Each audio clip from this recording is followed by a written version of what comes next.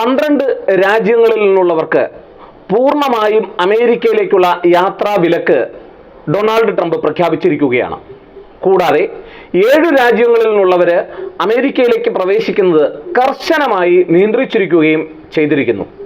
ഇത് പൂർണ്ണമായും തിങ്കളാഴ്ച മുതലാണ് നിലവിൽ വരുന്നത്. അതായത് ജൂൺ 9-ാം തീയതി മുതൽ നിലവിൽ വരികയാണ്. ധാരാളം മനുഷ്യാവകാശ സംഘടനകളുടെ പ്രതിഷേധത്തിന് ഇത് വഴിയൊരുക്കിയിട്ടുണ്ട്. പ്രധാനമായും അഫ്ഗാനിസ്ഥാൻ, മ്യാൻമാർ, ചാഡ്, കോങ്കോ, അതുപോലെ തന്നെ equatorial guinea, Eritrea, Haiti, Iran, Libya, Somalia, Sudan, Yemen എന്നിങ്ങനെയുള്ള 12 രാജ്യങ്ങളിലുള്ള പൗരന്മാർക്കാണ് പരിപൂർണമായും അമേരിക്കയിൽ പ്രവേശിക്കുന്നതിന് വളരെ വലിയ വിലക്ക് ഇപ്പോൾ ഡൊണാൾഡ് ട്രംപ് കൽപ്പിച്ചിരിക്കുന്നത്. അതുകൂടാതെ ബറൂണ്ടി, ക്യൂബ, ലാവോസ്, അതുപോലെ തന്നെ സിയറോ ലിയോൺ, ടോങ്കോ, തുർക്ക്മെനിസ്ഥാൻ, വെനിസ്വേല എന്നിങ്ങനെയുള്ള രാജ്യങ്ങളിലുള്ള 7 രാജ്യങ്ങളിലെ പൗരന്മാർക്ക് കർശനമായ നിയന്ത്രണങ്ങളും കൊണ്ടുവന്നിരിക്കുന്നു. ചില പ്രധാനപ്പെട്ട കാരണങ്ങൾ ഇതിന് അദ്ദേഹം മുന്നോട്ട് വെക്കുന്നുണ്ട്. പ്രധാനമായും ദേശ സുരക്ഷ തന്നെയാണ് അദ്ദേഹം മുന്നോട്ട് വെച്ചിരിക്കുന്നത്. കാരണം ഈ അടുത്ത കാലത്തായി ഇതിനൊക്കെ പുറമെ മറ്റൊരു കാര്യം കൂടി ശ്രദ്ധിക്കേണ്ടതായിട്ടുണ്ട്. ഗ്രീൻ കാർഡ് ലഭിച്ചിട്ടുള്ള പൗരന്മാർക്ക് സ്ഥിരതാമസമാക്കിയവർക്കും ഈ നിയമം ബാധകമല്ല എന്നും അദ്ദേഹം പ്രഖ്യാപിച്ചിട്ടുണ്ട്. അതായത് ഇപ്പോൾ അവിടേക്ക് പ്രവേശിക്കാൻ ശ്രമിക്കുന്നവർക്കാണ് പരിപൂർണമായും ഈ വിലക്ക് പ്രഖ്യാപിച്ചിട്ടുള്ളത് എന്നുള്ളതാണ് ഏറ്റവും ശ്രദ്ധേയമായിട്ടുള്ള കാര്യം എന്ന് പറയുന്നത്. അമേരിക്കയിലെ കൊളറോഡോയിലെ ബൗൾഡറിൽ ഈ അടുത്ത സമയം ഭീകരാക്രമണം നടന്നിരുന്നു. അതിനെ തുടർന്നാണ് പൂർണ്ണമായും ഇങ്ങനെ ഒരു നിർദ്ദേശം അമേരിക്കൻ പ്രസിഡന്റ് ഡൊണാൾഡ് ട്രംപ് മുന്നോട്ട് വയ്ക്കുകയും തീരുമാനമായി വരികയും ഒക്കെ ചെയ്തത്.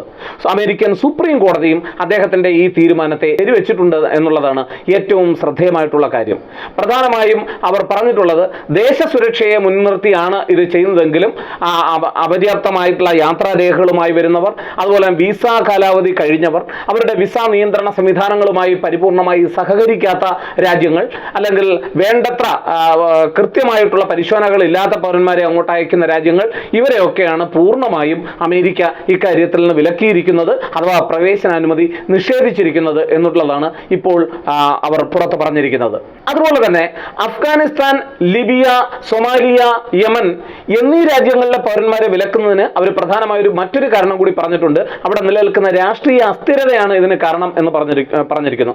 ചുരുക്കി പറഞ്ഞാൽ ഓരോരോ കാരണങ്ങൾ, പ്രത്യേകമായ കാരണങ്ങൾ തിരിച്ചവർ പറഞ്ഞിരിക്കുന്നു. പക്ഷേ അടിസ്ഥാനപരമായി അമേരിക്ക അവരുടെ ദേശ സുരക്ഷയെ കരുതി തന്നെയാണ് ഈ പൗരന്മാരെ അങ്ങോട്ട് പ്രവേശിപ്പിക്കാത്തത് എന്നുള്ളതാണ് ഏറ്റവും ശ്രദ്ധേയമായിട്ടുള്ള കാര്യം.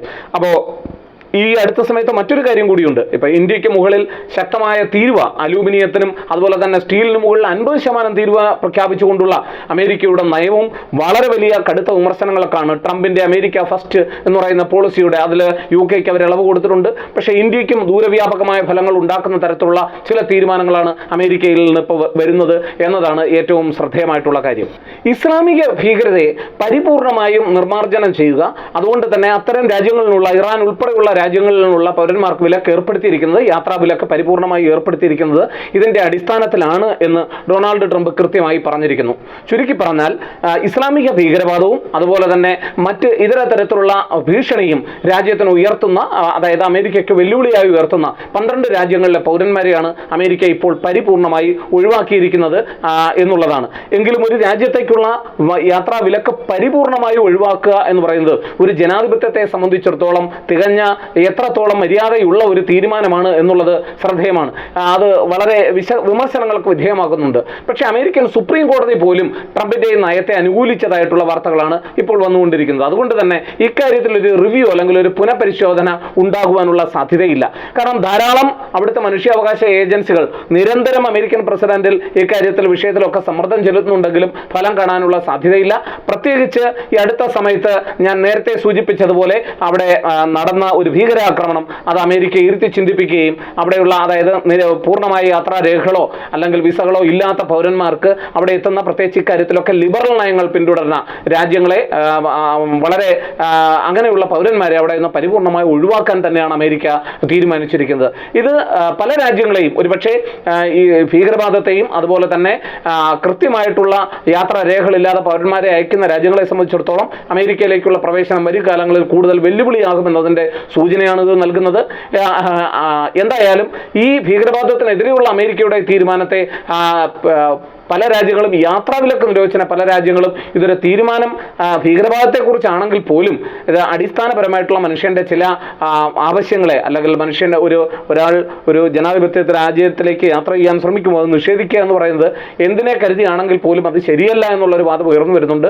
എന്നാൽ അമേരിക്കയെ സംബന്ധിച്ചിടത്തോളം തങ്ങളുടെ സുരക്ഷയാണ് ഏറ്റവും പ്രധാനം. ഈ അടുത്ത സമയത്ത് നടന്ന ഈ ഭീകരവാദം എന്ന് പറയുന്നത് അതിനുള്ള തെളിവാണ്.